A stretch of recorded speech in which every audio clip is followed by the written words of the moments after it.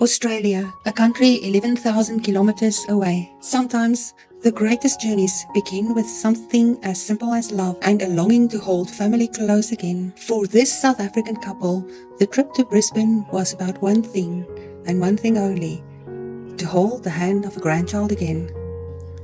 The moment we stepped off the plane, our hearts full and eyes misty, nothing else mattered. But then, Australia began to reveal itself, the colours, the light, the endless blue of the ocean brushing against the golden sands, the laughter echoing through the bustling streets and quiet parks, kangaroos at sunrise, city skylines glowing at dusk, and a land so vast and breathtaking it stirred something deep inside us.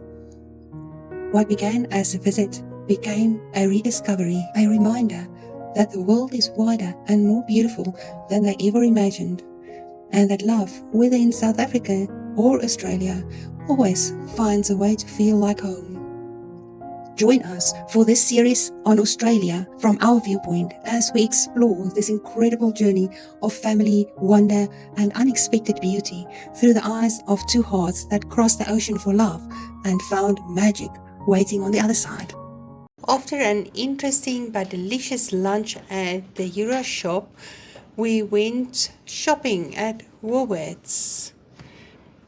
The men, on the other hand, went fishing at Moreton Bay.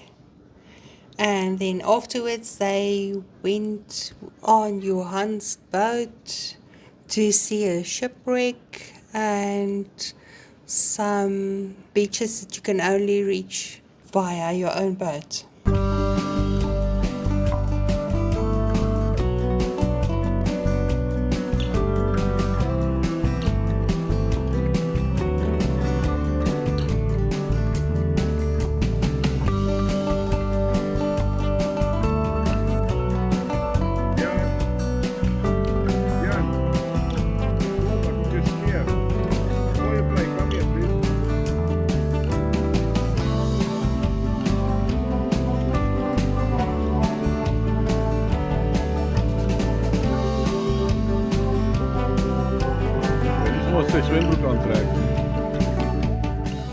Peel Island's platypus shipwreck.